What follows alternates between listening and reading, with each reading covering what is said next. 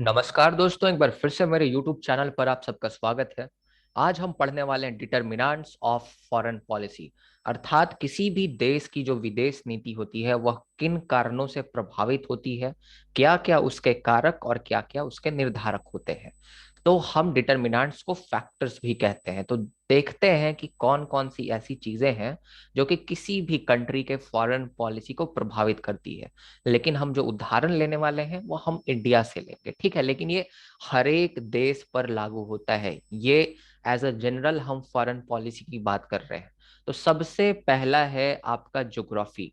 एक देश का भूगोल क्या है, अर्थात देश कहाँ पे स्थित है, उसका लोकेशन क्या है, उसकी साइज क्या है, उसका पॉपुलेशन क्या है। तो ये सब कुछ जो जो चीजें हैं वह किसी भी देश के फॉरेन पॉलिसी को प्रभावित करती हैं। भारत का लोकेशन क्या है? भारत साउथ एशिया में स्थित है और भारत साउथ एशिया का सबसे बड़ा देश है। भारत जो है लैंड बाउंड्री शेयर करता है, अपनी जमीनी सीमा शेयर करता है किन देशों के साथ?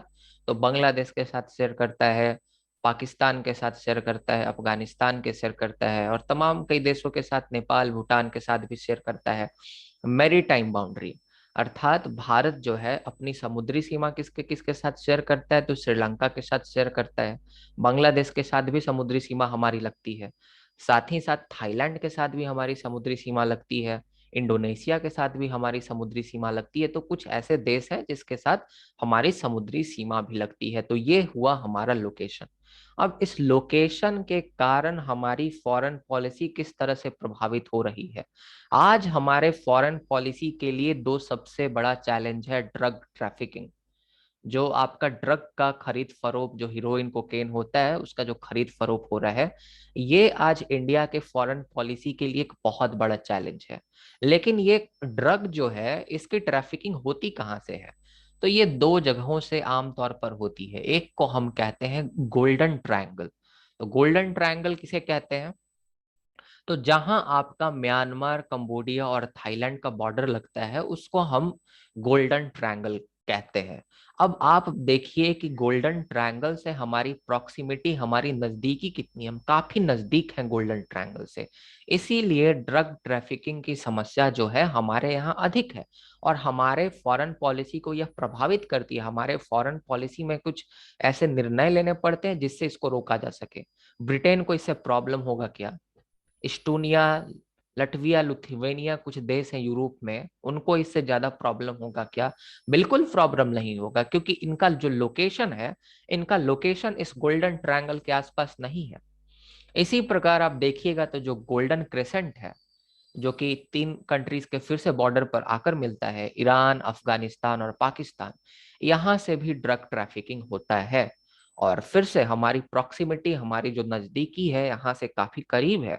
इसीलिए इंडिया के लोकेशन के कारण इंडिया के फॉरेन पॉलिसी को ये सब जो फैक्टर्स हैं प्रभावित कर रहे हैं। तो हम देख सकते हैं कि ज्योग्राफी से किस प्रकार किसी भी देश के फॉरेन पॉलिसी को प्रभावित किया जाता है। मतलब ज्योग्राफी किस प्रकार से किसी भी कंट्री के फॉरेन पॉलिसी को प्रभावित करता है। आज जो टेररिज्म की समस्या है, आज ये इंडियन फॉरेन पॉलिसी को सबसे ज्यादा अफेक्ट कर रही है। अब टेररिज्म की समस्या कहाँ से है? अब तालिबान से है, पाकिस्तान से है। अब तालिबान और पाकिस्तान हमसे नजदीक हैं, इसीलिए ये समस्याएं हैं।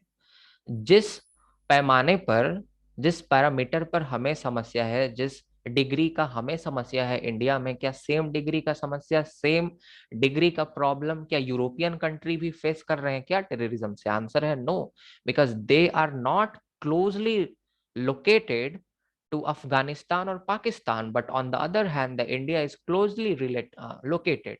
There is proximity between India, Pakistan, and Afghanistan. Therefore, India is facing a lot of problem from terrorism, and this is one of the major factor which is influencing our Indian foreign policy. और ये हमारे geography के कारण ऐसा है। तो मुझे उम्मीद है कि आपको ये समझ में आया होगा। उसके साथ आप साइज देखिए।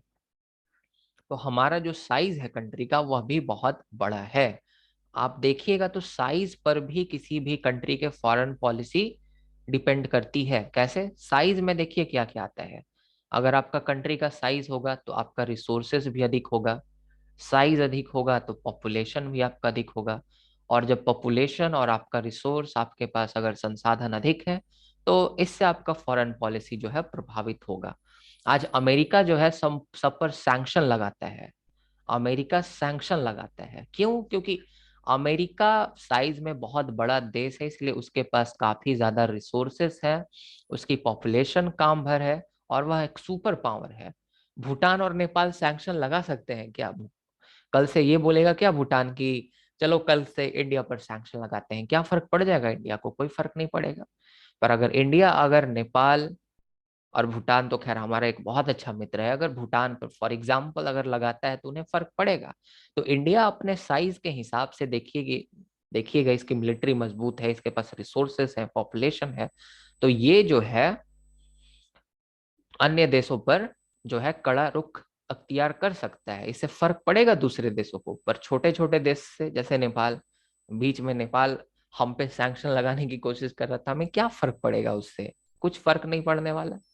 तो इसीलिए जो एक कंट्री का साइज और लोकेशन, मतलब कुल मिलाकर ज्योग्राफी जो है एक आपका इंपॉर्टेंट डिटर्मिनेंट है फॉरेन पॉलिसी का। ठीक है। दूसरा है आपका हिस्ट्री।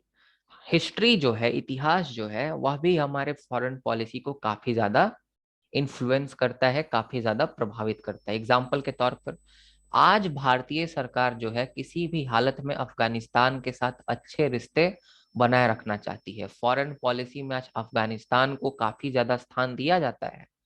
भारतीय सरकार की यह कोशिश होती है कि हम अपने विदेश नीति के द्वारा अफगानिस्तान को अपने फेवर में रखें। ऐसा क्यों? तो अगर आपको पता होगा तो भारत पर जितने भी हमले होते रहते थे इतिहास में, जैसे अलेक्जेंडर द ग्रेट, सिकंदर महान आता है तो खाइबर पास से आता है। खाइबर पास मतलब अफगानिस्तान के रास्ते से। मंगोल्स आते हैं, मुगल्स जो आते हैं वह भी खाइबर पास के रास्ते से, अफगानिस्तान के रास्ते से आते हैं। फिर उसके बाद नादिर शाह ये सब हमला करते थे तो वह भी उधर से ही आते थे। तो आज देखिएगा कि जितने भी भारत पर हमले होते रहे हैं वह अफगानिस्तान के रास्ते से ही होते रहे हैं भारत पर। इसीलिए जब ब्रिटिश गवर्नमेंट थी तो उन्होंने अफगानिस्तान को एक बफर स्टेट बना दिया था, मतलब एक ऐसा स्टेट बना दिया था कि कोई हमला करेगा तो पहले अफगानिस्तान पर करेगा, और जब तक वह भारत पहुंचे बीच में ही उसको अफगानिस्तान में ही समझ लिया जाएगा उससे, है ना। तो आज भी ये आपकी सिचुएशन जो है बनी हुई है। आज टेररिज्म जो है अफगानिस्तान में ट्रेनिंग किया जाता है आतंकवादियों के द्वारा, और ट्रेन होकर वह इंडिया में आकर हमला करते हैं। तो जो अफगानिस्तान है एक ऐसा लोकेशन है जो कि इतिहास से ही हमारे लिए इम्पोर्टेंट है, और ये हमारे इंडियन फॉरेन पॉलिसी मेकर्स जानते हैं। इसीलिए वो हमेशा चाहते हैं कि अफगानिस्तान हमारे फेवर में रहे, ना कि पाकिस्तान के फेवर में। अगर पाकिस्तान का अगर काफी ज्यादा स्ट्रेटेजिक डेप्थ हो जाएगा अफगानिस्तान के टेरिटरी में, तो फिर से एंटी इंडिया एक्टिविटीज और जो कश्मीर वाला जो मैटर है वह फिर से एक तरह से आग पकड़ने लगेगा। वहां फिर से आतंकवादियों को ट्रेन किया जाएगा, कश्मीर में भेजा जाएगा, और ये इंडिया के लिए ठीक नहीं है। इसीलिए हमेशा से भारतीय सरकार जो है अफगानिस्तान को अपने फ्रेंड लिस्ट में रखना चाहती है, जिससे काफी जो सारे समस्याएं हैं उनका निदान ऐसे ही हो जाएगा। इसी तरह से आप देखिएगा तो सार्क में भी अफगानिस्तान को स्थान दिया गया है कि नहीं? तो सार्क में भी अफगानिस्तान को स्थान दिया गया। तो आप देख सकते हैं कि जो हिस्ट्री है उससे भी हमारा फॉरेन पॉलिसी प्रभावित होता है। और कुछ एग्जाम्पल लीजिए। हमारा जो नेशनल फ्रीडम स्ट्रगल था, जो हमारा जो राष्ट्रीय स्वतंत्रता आंदोलन था, तो इसमें आप देखिएगा कि जो हमारे बहुत बड़े बड़े लीडर्स थे, हमारे फ्रीडम फाइटर्स थे, जैसे दादा भाई नौरोजी हो गए, महात्मा गांधी हो गए, इन्होंने हमेशा डेमोक्रेसी को प्रमोट किया, डेमोक्रेटिक आउटलुक को, एंटी रेशियल और एंटी इंपीरियल, अर्थात ये साम्राज्यवाद के खिलाफ थे, ये नस्लवाद के खिलाफ थे, ये लोकतंत्र के साथ खड़े हमेशा दिखते थे। और ये जो हमारा इतिहास का एक ये पन्ना था, नेशनल फ्रीडम स्ट्रगल, इसके कुछ इंपॉर्टेंट आपके प्रिंसिपल्स हुआ करते थे। एग्जाम्पल के तौर पर anti imperialism, anti रेशियलिज्म and democracy. और इसीलिए आप देखिएगा भारत आजाद होने के बाद भी अपने हिस्टोरिक फ्रीडम स्ट्रगल के जो मूल्य है उसको नहीं भूला। जो पंडित नेहरू हैं, पंडित नेहरू भी एंटी इंपीरियल और एंटी रेशियल स्टैंड लेते हैं, डेमोक्रेसी के साथ खड़े हमेशा हमें दिखते हैं। तो पंडित नेहरू पर किनका प्रभाव पड़ा? तो दादा भाई नौरोजी, महात्मा गांधी, इन लोगों का, इन महान लोगों का प्रभाव पड़ा। साथ ही साथ मैं आपको बता दूं कि जो पंडित जवाहरलाल नेहरू थे वह सम्राट अशोक से भी काफी ज्यादा प्रभावित थे। सम्राट अशोक को भी अपना आदर्श माना करते थे, और आप जो पंचशील का जो सिद्धांत देखिएगा उसमें कहीं ना कहीं वह सम्राट अशोक के विचारों से भी प्रभावित थे। तो सम्राट अशोक हमारे भारतीय इतिहास में थे। आप समझ सकते हैं किस प्रकार से इतिहास जो है हमारे फॉरेन पॉलिसी को जो है अफेक्ट कर रहा है, इन्फ्लुएंस कर रहा है, प्रभावित कर रहा है ना। मुझे उम्मीद है पंचशील के बारे में आप सबको पता होगा, इतना तो जानते होंगे आप। तो यही सब जो चीजें हैं आपको देखने को मिलेंगी, और भी यहाँ बहुत ज्यादा आपको एग्जाम्पल्स दिया हुआ है। उसके बाद आप देखिएगा कि नॉन अलाइनमेंट मूवमेंट और जो एफ्रो एशियन कॉन्फ्रेंस कंडक्ट किया जाता है बांडुंग में, ये क्यों किया जाता है? क्योंकि देखिए, हमेशा से सत्य और अहिंसा जो था हमारे सिविलाइजेशन में, हमारे इतिहास का एक आपका मूल्य हुआ करता था, जिसे महात्मा गांधी और जवाहरलाल नेहरू जैसे जो हमारे लीडर्स हैं उन्होंने बाद में फॉलो किया। और बाद में आप देखिएगा तो ये सत्य, अहिंसा और साथ ही साथ समानता की हम बात किया करते थे, इक्वालिटी। तो इक्वालिटी भी हमारे इतिहास का कहीं ना कहीं मूल्य था पास्ट में। और देखिएगा, इसी मूल्य को ध्यान में रखते हुए एफ्रो एशियन कॉन्फ्रेंस को कंडक्ट किया गया, जहां ये बोला गया कि भाई हमें किसी के साथ नहीं जुड़ना, ना यूएसए के साथ, ना यूएसएसआर के साथ। और बाद में फिर नाम नॉन अलाइनमेंट मूवमेंट की फिर शुरुआत कर दी जाती है। तो ये सब आपका इतिहास रहा था। मुझे उम्मीद है कि आपको समझ में यहाँ तक आ गया होगा। और भी बहुत सारी एग्जाम्पल दे सकते हैं, इतिहास से काफी ज्यादा हमारा फॉरेन पॉलिसी प्रभावित होता है। उसके बाद हमारा कल्चर, हमारे संस्कृति, मतलब किसी भी देश के संस्कृति का उसके फॉरेन पॉलिसी, उसके विदेश नीति पर असर होता है। मैं सिर्फ भारत की बात नहीं कर रहा, ये एज अ जनरल हम स्टडी कर रहे हैं। एग्जाम्पल्स बस मैंने भारत के लिए है। तो यहाँ आप देखिएगा कि जो भारतीय संस्कृति है यह लगभग 5,000 साल पुरानी है कम से कम। और जो आपका कल्चरल ट्रेडिशन है, जो आपका जो सांस्कृतिक परंपरा है, उसमें आपको श्रुति, फिर धर्मशास्त्र देखने को मिलेगा, फिर बुद्धिस्ट टेक्स्ट देखने को मिलेंगे, जैन ट्रेडिशंस आपको देखने को मिलेंगे, जो कि आपका पीस और नॉन वायलेंस की बात करते हैं, अर्थात शांति और अहिंसा की बात करते हैं। दूसरी तरफ आपको अर्थशास्त्र ट्रेडिशन मिलेगा कौटिल्य का, जो कि आपका रियल पॉलिटिक का बात करता है। रियल पॉलिटिक मतलब यथार्थवाद की बात करता है। तो आपको दोनों चीजें यहाँ हमारे कल्चर में देखने को मिलेंगी, और ये दोनों चीजें हमारे फॉरेन पॉलिसी को प्रभावित करती हैं। आप देखिएगा कि ये जो बुद्धिस्ट आइडिया है, जो जैनों का आइडिया है, पीस और नॉन वायलेंस का, शांति और अहिंसा का, इससे हमारा नॉन अलाइनमेंट की जो पॉलिसी है यह कहीं ना कहीं जो है प्रभावित होती है। हमारे यहाँ पहले से एक हमारा कल्चर हुआ करता था, संस्कृति हुआ करती थी कि हम किसी भी चीज के प्रति बायस नहीं रहेंगे, प्रीजुडिस नहीं रहेंगे, पहले से कोई पुनर्धारणा नहीं बनाकर रखेंगे, है ना। जो आपका पूर्व आग्रह, जिसको हिंदी में कहा जाता है, पूर्व आग्रह किसी भी चीज के प्रति नहीं बनाकर रखेंगे, उसको लॉजिक से समझेंगे, उसको मेरिट पर जज करेंगे। तो जो नॉन अलाइनमेंट का जो शुरुआत हुआ पॉलिसी का, जो कि हमारा फॉरेन पॉलिसी का एक इम्पॉर्टेंट एलिमेंट था, वहां भी देखिएगा कि नॉन अलाइनमेंट पॉलिसी के तहत हम लोग हर एक इवेंट को अपने मेरिट पर जज करने की कोशिश करते हैं। तो यहाँ तो आपको देखने को मिल रहा है, यहाँ एक तरह से मॉरल आइडिया, मॉरल आइडिया आपको देखने को मिल रहा है कि मेरिट के बेसिस पर चीजों को जज करो, जो कि श्रुति स्मृति में दिया हुआ है। साथ ही साथ नॉन अलाइनमेंट में आपको अर्थशास्त्र का रियल पॉलिटिक, अर्थात यथार्थवादी विचार भी देखने को मिलेगा, रियलिस्ट आइडिया भी देखने को मिलेगा। रियलिस्ट आइडिया क्या था? देखिए, इंडिया जो है जब आजाद हुआ तो उस समय इंडिया नहीं चाहता था कि हम किसी एक ग्रुप के साथ जुड़कर कमिटमेंट कर दें, ठीक है। इंडिया दोनों तरफ से बेनिफिट चाहता था। इंडिया ये चाहता था कि जो यूएसए के पास जो जो टेक्नोलॉजी है, जो जो इसके पास समर्थता है, हम इससे लाभ उठाएंगे, और हम दूसरी तरफ यूएसएसआर से भी लाभ उठाएंगे। और इसीलिए जो इंडिया है, इंडिया ने एक तरह से नॉन अलाइनमेंट की शुरुआत की। तो आपको कहीं ना कहीं यथार्थवादी विचार भी देखने को मिल रहा है, जो कि कौटिल्य के अर्थशास्त्र में है, जो कि हमारे कल्चर का हिस्सा है। कि हम एक के साथ ना जाकर हम क्यों ना न्यूट्रल रहते हैं, मतलब दोनों से अलग रहते हैं, और दोनों से समय समय पर हम बेनिफिट लेंगे। दोनों से कैसे बिजनेसमैन लोग करते हैं, बिजनेसमैन लोग का कोई पार्टी वार्टी नहीं होता है। आज जो बड़े बड़े जो यहाँ इंडस्ट्रियलिस्ट हैं, आप जानते हैं, आज भाजपा की सरकार है तो भाजपा के साथ है, कल कांग्रेस की सरकार है तो कांग्रेस के साथ हो जाएंगे। अरे भाई, उनको अपना बिजनेस करने से मतलब है। आज भाजपा को फंड कर रहे हैं, कल कांग्रेस को फंड करेंगे अगर कांग्रेस की सरकार आती है तो इसी तरह से उस समय इंडिया का विचार था कि अरे भाई, हमें क्या मतलब, हमें अपना काम निकालना है, इधर से भी फायदे लो उधर से भी फायदे लो, दोनों तरफ से लाभ लो। तो कहीं ना कहीं नॉन अलाइनमेंट को इस तरह से भी हम देख सकते हैं। और बहुत सारे थिंकर्स जो रियलिस्ट आइडिया से नॉन अलाइनमेंट को जज करते हैं, यही चीज हमें बताते हैं। तो आपको देखने को मिल सकता है कि हमारे कल्चर का क्या इन्फ्लुएंस है। फिर उसके बाद जो हमने 5 प्रिंसिपल ऑफ पीसफुल को एग्जिस्टेंस जो साइन किया चाइना के साथ, पंचशील जिसे हम कहते हैं, तो पंचशील में भी आपको अहिंसा, नॉन वायलेंस का जो है प्रिंसिपल देखने को मिलता है, जो कि कहीं ना कहीं हमारे कल्चर से प्रभावित है, बुद्धिस्ट और जैन ट्रेडिशन से, बौद्ध और जैन परंपराओं से आपको प्रभावित देखने को मिलेगा। तो इसीलिए जो नेहरू के जमाने के जितने भी आपके फॉरेन पॉलिसी है, उसमें आपको कहीं ना कहीं डीप कल्चरल लेगेसी देखने को मिलेगी।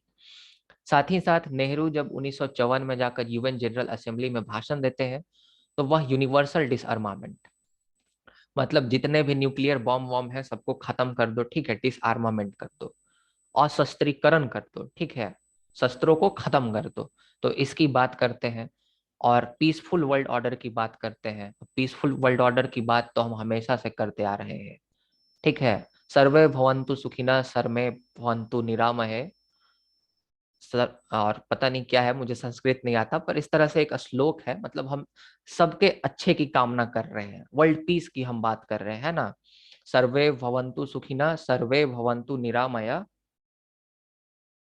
सर्वे भद्राणी पश्यन्तु माँ फलेषु कदाचन। मेरे ख्याल से यह श्लोक है, अगर मैंने गलत बोला तो क्षमा मांगता हूं, पर इस तरह से कुछ है, ठीक है। तो हम हमेशा वर्ल्ड पीस की बात करते हैं। हमारा जो इंडियन कॉन्स्टिट्यूशन है, उसका जो आर्टिकल 51 है, वह भी वर्ल्ड पीस स्टैब्लिश करने की बात करता है, जो कि हमारे फॉरेन पॉलिसी का एक बहुत ही इंपॉर्टेंट गाइडिंग प्रिंसिपल है। आज एंटी इंपीरियल और एंटी रेशियल जो स्टैंसेस है, मतलब हम साम्राज्यवाद को सपोर्ट नहीं करते, नस्लवाद को सपोर्ट नहीं करते, इंडिया अपने फॉरेन पॉलिसी में ये सब चीजों को सपोर्ट नहीं करता, ये भी कहीं ना कहीं हमारे कल्चर का ही प्रभाव देखने को मिलता है, क्योंकि हमारे संस्कृति में सबको एक माना जाता था, है ना। बाद में हमारा संस्कृति डिस्टॉर्ट हुआ, भले ही जाति व्यवस्था आ गई और बाकी चीजें, पर पहले ऐसी स्थिति नहीं थी। उसके बाद हम सभी धर्मों को इक्वली ट्रीट करते हैं, है ना, सभी धर्मों को इक्वली ट्रीट करते हैं। और इसीलिए आप देखिएगा कि जो सीरियन क्रिश्चियन है, जो ज्यूस मतलब जो यहूदी है, और जो जुरास्ट्रियन है जो पारसी धर्म को मानते हैं, ये सब लोग जो है हमारे यहाँ आकर अकोमोडेट हो चुके हैं। तो हमने जब इनको सताया जाता था, जब इनको परसिक्यूट किया जाता था, तो हमने इनको स्थान दिया, हमने इनको अकोमोडेट किया अपने साथ। तो ये भी कहीं ना कहीं हमारा कल्चर से ही प्रभावित देखने को मिलता है, क्योंकि हमारे कल्चर में आपका ऑल रिलीजन इज इक्वल का ही फिलॉसफी है, मतलब सभी जो धर्म है एक है, और सभी धर्मों का हमें रिस्पेक्ट करना चाहिए। तो ये चीज हमें देखने को मिलता है हमारे कल्चर से। उसके बाद आप इंटरनेशनल इन्वायरमेंट को देखिए। जो आपका अंतरराष्ट्रीय वातावरण है, मतलब जो आपका अंतरराष्ट्रीय राजनीतिक जो परिदृश्य होता है, वह भी हमारे फॉरेन पॉलिसी को अफेक्ट करता है, इन्फ्लुएंस करता है, वह भी एक आपका निर्धारक है, एक कारक है। अब इंटरनेशनल इन्वायरमेंट, एग्जाम्पल के तौर पर इंटरनेशनल इन्वायरमेंट, कोल्ड वॉर ले लीजिए। कोल्ड वॉर जो है वह एक आपका राजनीतिक परिदृश्य था, जो कि 1949 से लेकर 1991 के टाइम में रहा। अब इस समय इंडिया नहीं चाहता था कि तुरंत हम इंडिपेंडेंट हुए हैं, तुरंत फिर किसी के अंडर हम काम करें, अपने सोवेर्निटी को, अपने संप्रभुता को बनाए रखना चाहता था। इसीलिए ऐसे परिदृश्य में इंडिया ने क्या किया, नॉन अलाइनमेंट मूवमेंट का शुरुआत किया, और ना उसने यूएसए के साथ जुड़ने का निर्णय लिया, ना ही यूएसएसआर के साथ।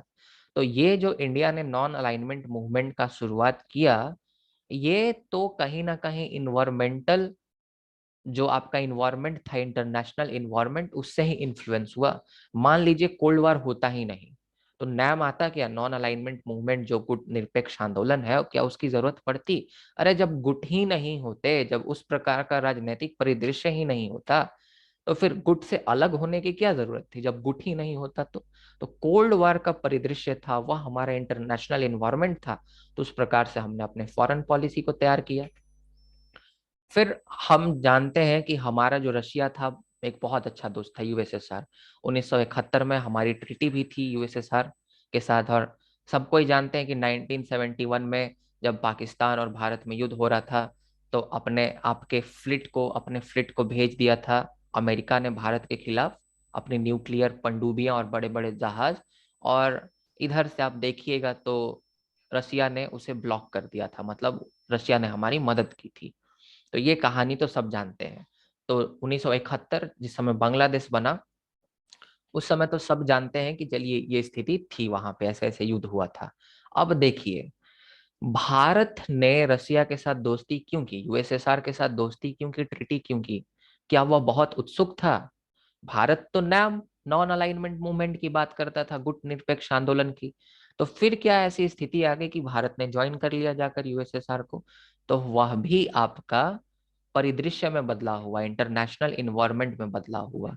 अब इंटरनेशनल इन्वायरमेंट में बदलाव हुआ, इसीलिए भारत की मजबूरी हो गई कि उसको यूएसएसआर के साथ जुड़ना पड़ा। क्या ऐसी मजबूरी हो गई?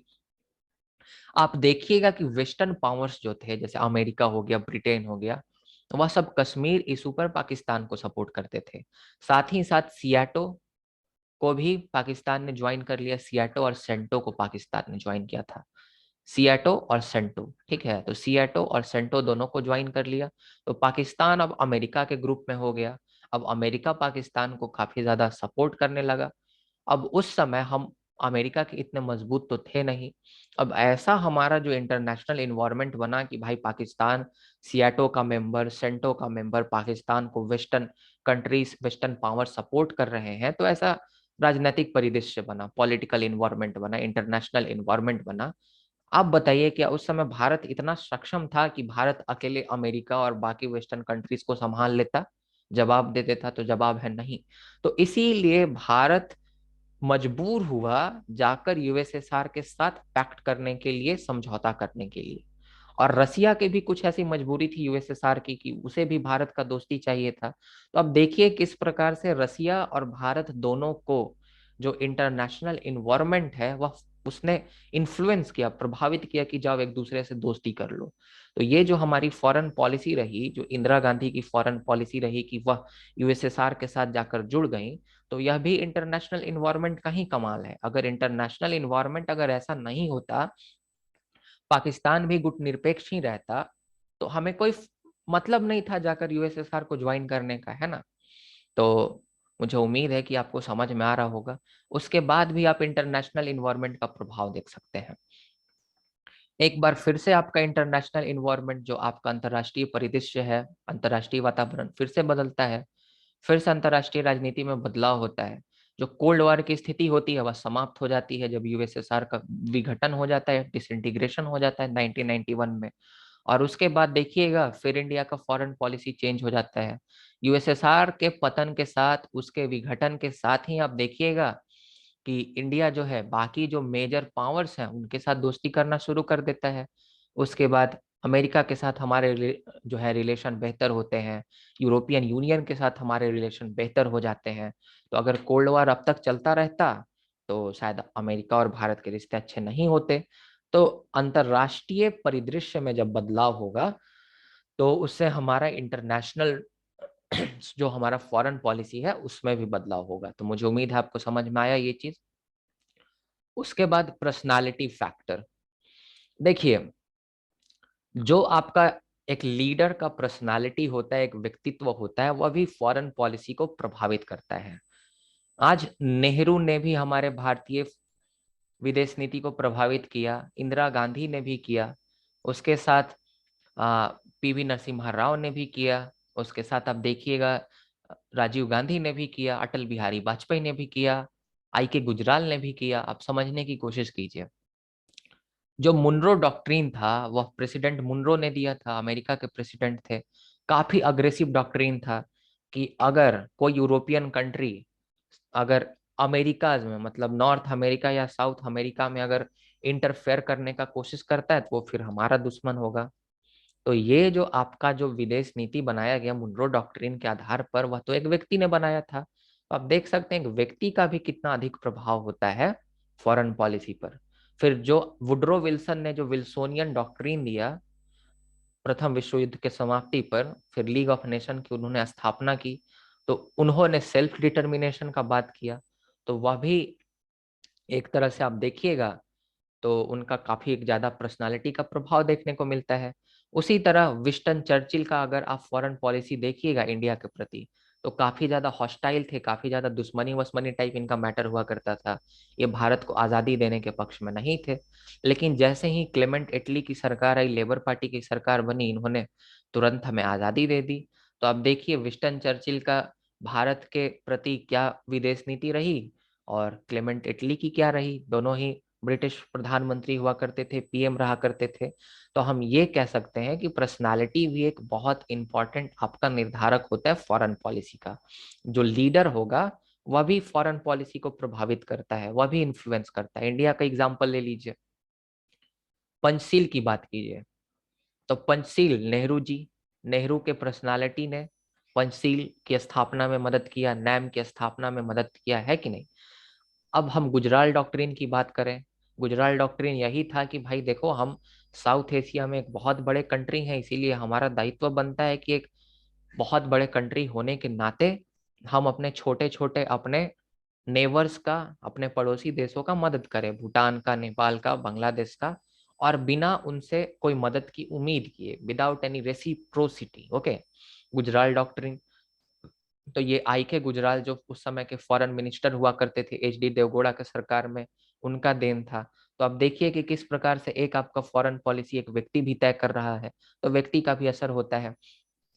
फिर अटल बिहारी वाजपेयी का जो डिसीजन था न्यूक्लियर होना, मतलब भारत को एक न्यूक्लियर शक्ति के रूप में मतलब दुनिया के सामने पेश करना, तो यह भी एक तरह से पर्सनल मोटिवेशन था उनका, अटल बिहारी वाजपेयी के, ये अपना निर्णय था। और ये भारत की फॉरेन पॉलिसी थी। इसके बाद हमारी न्यूक्लियर पॉलिसी भी बनाई गई, तो उसमें भी उनका एक बहुत बड़ा योगदान रहा। न्यूक्लियर पॉलिसी भी फॉरेन पॉलिसी का ही एक पार्ट है कि हम दूसरे देशों के खिलाफ अपना न्यूक्लियर नीति कैसा रखेंगे, है ना। तो आप देख सकते हैं कि फॉरेन पॉलिसी जो है इंडिया का, उसमें लीडर्स का भी एक बहुत अहम भूमिका हुआ है। उसके बाद आप देखिएगा राजीव गांधी ने काफी ज्यादा मशक्कत किया कि हमारे चाइना के साथ और श्रीलंका के साथ रिलेशंस अच्छे हों। तो उनका एक पर्सनल आपका फॉरेन पॉलिसी पर प्रभाव देखने को मिल सकता है। इंदिरा गांधी रियल पॉलिटिक की लीडर थी, मतलब यथार्थवादी। यूएसएसआर के साथ जो हमारी ट्रीटी हुई है ना, तो उसमें इंदिरा गांधी का भी एक बहुत बड़ा हाथ रहा। तो बहुत सारी चीजें, बहुत सारी एग्जाम्पल्स आप दे सकते हैं। अगर आपको थोड़ा भी इतिहास का ज्ञान है तो आप खुद से लिख सकते हैं आंसर को। तो मेन हमने क्या डिस्कस किया कि क्या क्या ऐसे फैक्टर्स हैं, क्या क्या ऐसे आपके डिटर्मिनेंट्स हैं, मतलब निर्धारक, या फिर उसके बाद कारक हम कह सकते हैं उसको, जो कि हमारे फॉरेन पॉलिसी को प्रभावित करते हैं, हमारे नहीं किसी भी देश के फॉरेन पॉलिसी को प्रभावित करते हैं। तो ज्योग्राफी, हिस्ट्री, एग्जाम्पल्स के साथ मैंने समझाया, कल्चर, इंटरनेशनल इन्वायरमेंट बदलेगा तो उस हिसाब से कंट्रीज के फॉरेन पॉलिसी भी बदल जाते हैं। उसके बाद लीडर्स, बदलते हैं, कंट्री के फॉरेन पॉलिसीज भी बदल जाते हैं। और भी बहुत सारे फैक्टर्स हैं, आइडियोलॉजी होता है, इकोनॉमिक पोजीशन होता है, बहुत सारे चीजें हैं, बहुत सारे और भी फैक्टर्स हो सकते हैं, और भी हम दो चार लिख सकते हैं, but these are most important. अगर आप इतना आंसर में लिखते हैं आपको फुल मार्क्स मिलेगा, आपके नंबर नहीं काटे जाएंगे, क्योंकि जितने भी स्टैंडर्ड बुक्स हैं फॉरेन पॉलिसी के, सब में यही दिया हुआ रहता है, यही मेन है जो कि लिखा हुआ रहता है वहां पे। तो मुझे उम्मीद है आपको लेक्चर पसंद आया। अगर आपको लेक्चर पसंद आता है तो लाइक जरूर करें, कमेंट जरूर करें, जिससे जो एल्गोरिदम है यूट्यूब का मेरे वीडियो को रिकमेंड करे। और अगर आप मुझे सपोर्ट करना चाहते हैं तो फोन पे, गूगल पे के माध्यम से सपोर्ट कर सकते हैं। नंबर है 7061064881। हमारे टेलीग्राम चैनल से भी जुड़ सकते हैं, @पढ़ो तो ऐसे टेलीग्राम चैनल का नाम है, @ जरूर लगा कर सर्च कीजिएगा, तब हमारा चैनल आपको देखने को मिलेगा, है ना। तो ये हमारे चैनल का नाम है। और please calls are not allowed. अगर आपको कुछ हमसे पूछना है हमारे टेलीग्राम चैनल पे मैसेज कीजिए, because right now I'm also preparing for other examinations, so therefore I'm not getting much time. Okay, so therefore I hope आपको लेक्चर पसंद आए। आपका दिन शुभ हो। मिलते हैं अगले लेक्चर के साथ, जहां हम principles and objectives of India's foreign policy को डिस्कस करेंगे।